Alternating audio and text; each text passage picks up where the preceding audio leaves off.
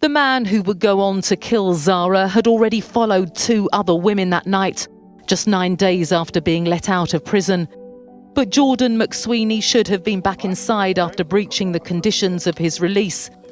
Failures by the probation service meant he was still free.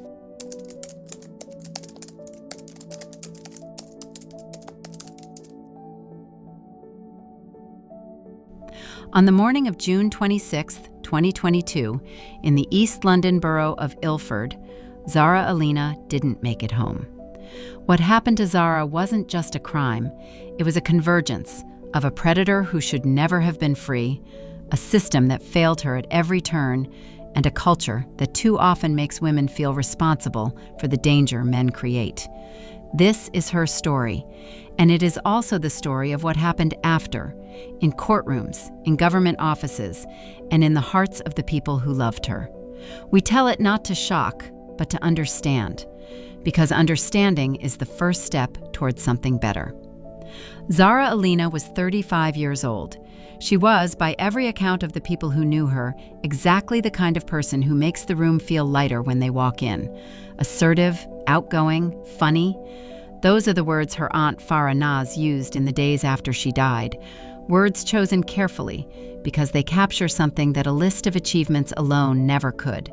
The texture of a person's presence, the warmth they leave behind in every room they've touched.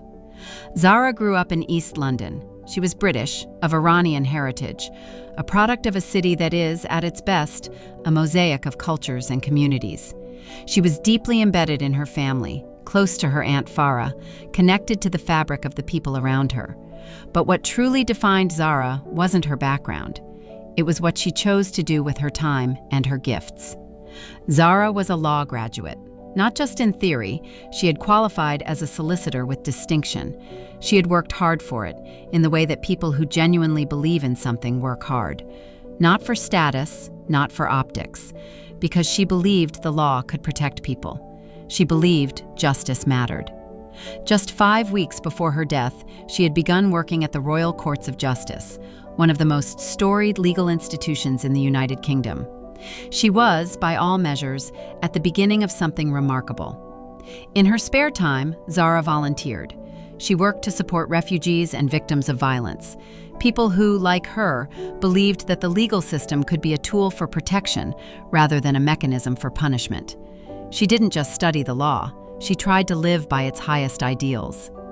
There's a particular kind of heartbreak that comes with knowing this. When someone who has dedicated their life to protecting others cannot be protected themselves, it forces us to ask questions we might prefer not to face. Her Aunt Farah has said that Zara's death left a hole in the heart of their family that will never be filled.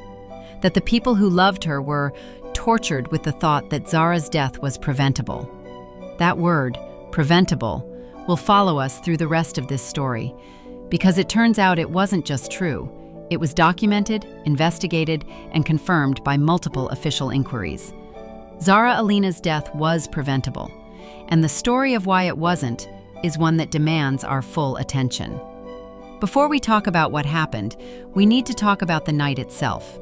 Not in graphic terms, the details of the attack are a matter of court record, and we don't need to dwell on them to understand what matters here. What matters is the context, the sequence of events that led a dangerous man to be walking free, the moments that could have changed everything. Let's go back to June 2022. The story of that night in Ilford doesn't begin at 2 o'clock in the morning. It begins 9 days earlier, on June 17, 2022, when a man named Jordan McSweeney walked out of prison on license. McSweeney was 29 years old. He had been serving time for criminal damage, racially aggravated harassment, and possession of a knife in prison. This was not his first time behind bars, not even close. By the time of his release, McSweeney had accumulated 28 previous convictions for 69 separate offenses: burglary, theft of a vehicle, assaults on police officers, assaults on members of the public. He had served 9 separate prison sentences. A restraining order had been taken out against him just the previous year. And yet, under a policy of automatic early release, he walked out of prison on June 17th. He was classified by the probation service as a medium-risk offender. medium risk. A man with 28 convictions and 69 offenses. A man with a long, documented history of violence and predatory behavior. We'll return to that classification in a moment, because it is one of the most consequential decisions in this entire story. For now, the timeline.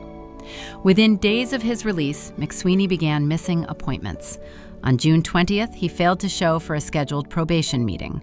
On June 22nd, he missed another. His mother reportedly told probation services that he had passed out drunk. On that same day, June 22nd, the process to recall McSweeney to prison was finally initiated. 4 days after his release was already showing warning signs. But here's where the system didn't just stumble, it fell. Because it was a weekend, and the probation office, it was later revealed, was unstaffed. A probation worker later testified that had McSweeney been classified as high risk, an expedited out-of-hours emergency recall could have been requested. But he hadn't been, so the paperwork waited. On June 24th, 2 days before the murder, the Metropolitan Police were finally authorized to arrest him. Officers attended an address linked to McSweeney. He wasn't there. No further attempt was made to locate him before the night of June 25th into June 26th. On the evening of Saturday, June 25th, Jordan McSweeney was in Ilford. He was drinking. At some point during the evening, he was ejected from a bar for harassing a female member of staff. He left the premises and began moving through the streets. CCTV footage, later used as evidence, would capture what happened over the following hours. He approached multiple women. He followed them. He tested his intentions against opportunity over and over before a situation presented itself that he decided to exploit. At approximately 2 a.m. on June 26, 2022, Zara Aleena was walking home from a night out near Ilford railway station. She was on Cranbrook Road, heading toward Valentine's Park, moving in the direction of safety. She had no idea she was being followed. What happened next lasted, according to CCTV evidence, approximately 9 minutes. We will not describe it in detail. We don't need to. The court record, the judge's words, and the testimony of investigators speak clearly enough.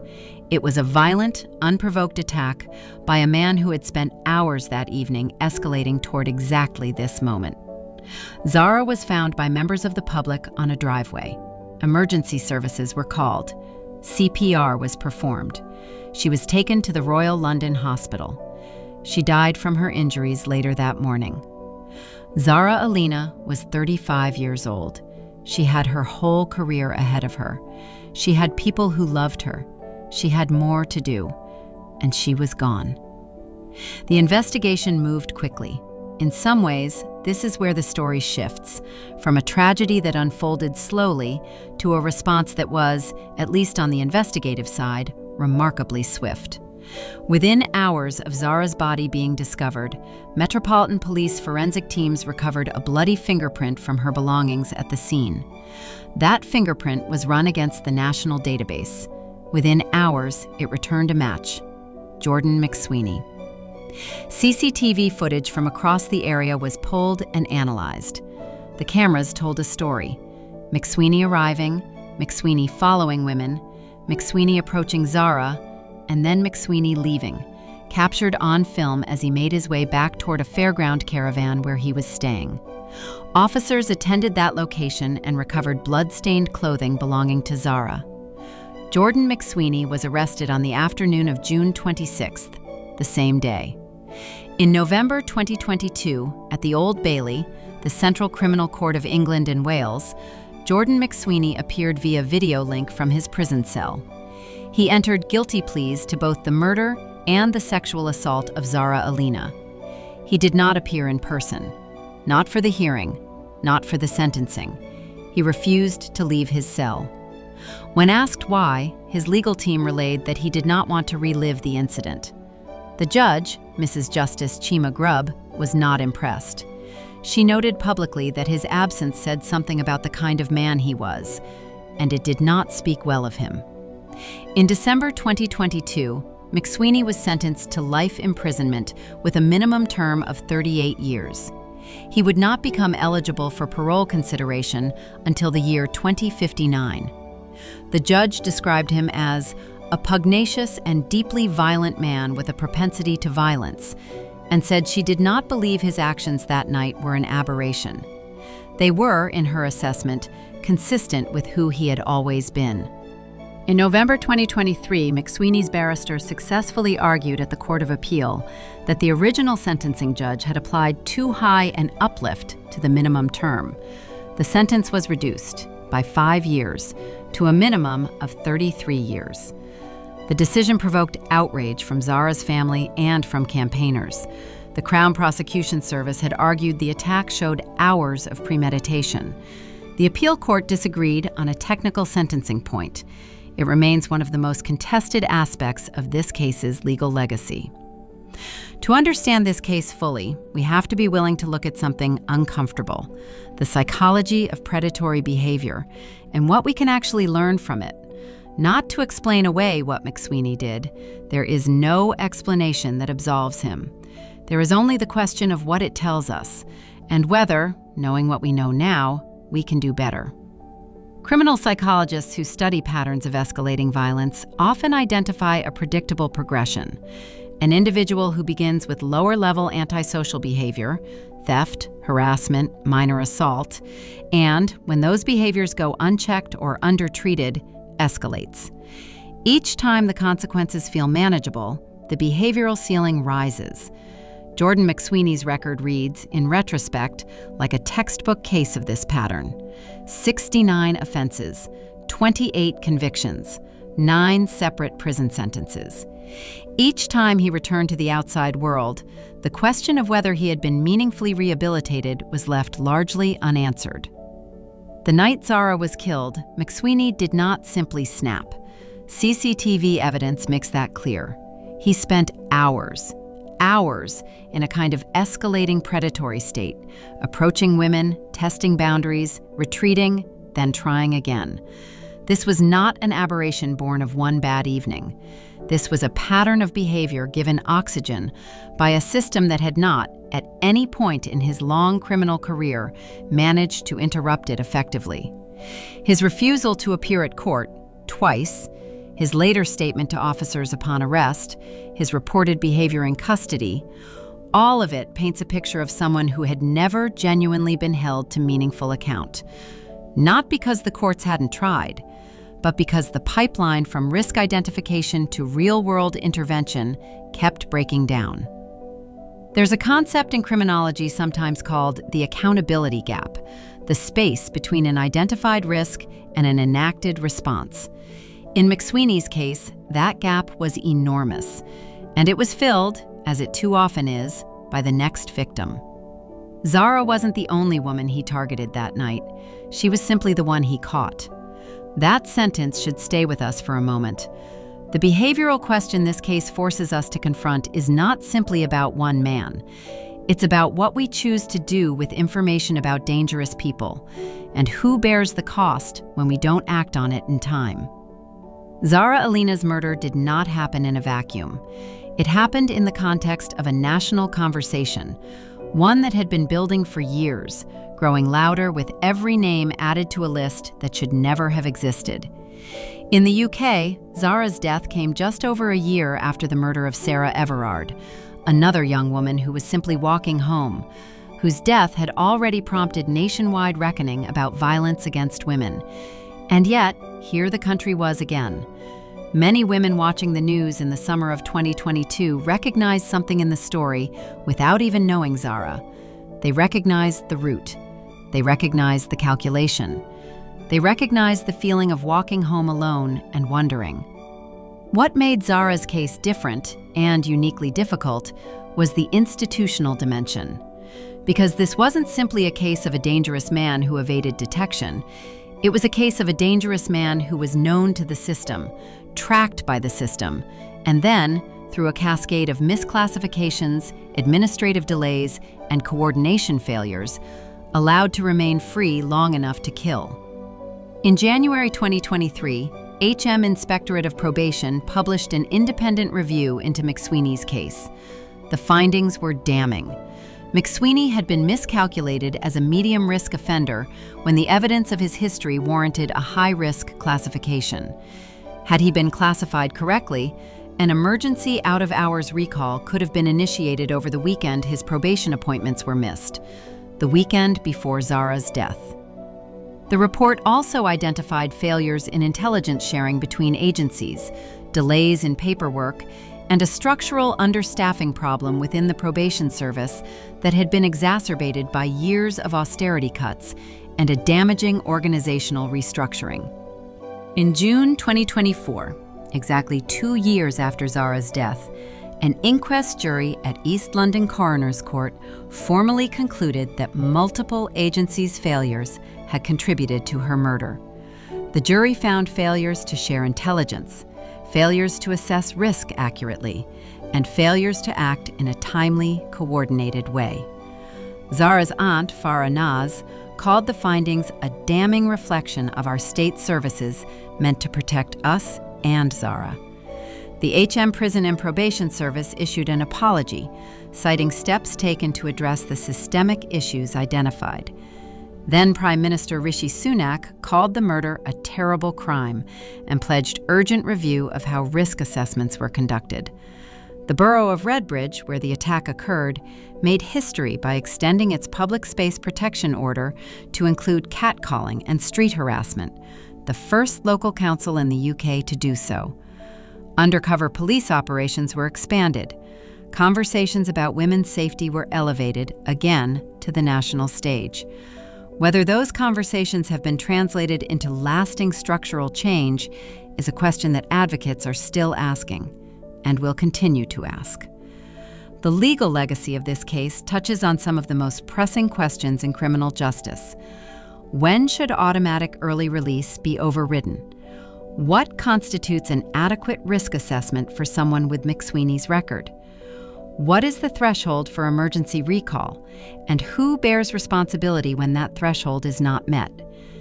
These are not abstract policy questions. They are questions whose answers determine whether the next woman walks home safely. There's a version of this story that ends at the conviction. The perpetrator is in prison. Justice, some would say, has been served. But the people who loved Zara Aleena know differently. Justice for them is not a sentence, however long.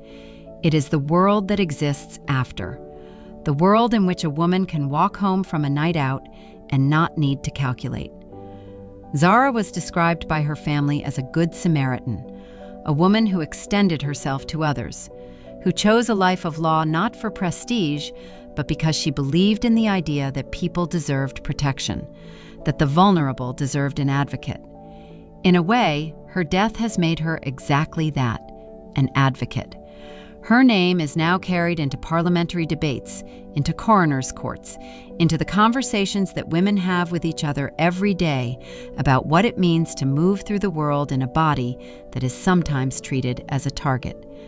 That legacy was not one she chose, but it is one her family is determined to honor.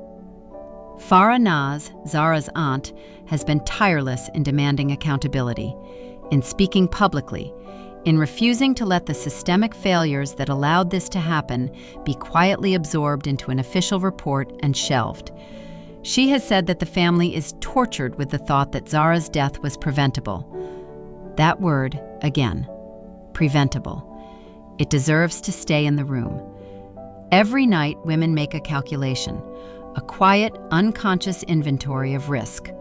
Most of them arrive home, and most of the time, nothing marks that arrival as significant because nothing happened. No incident to report, no close call to dissect. But that calculation should not exist. The labor of managing other people's danger should not fall on the people most vulnerable to it.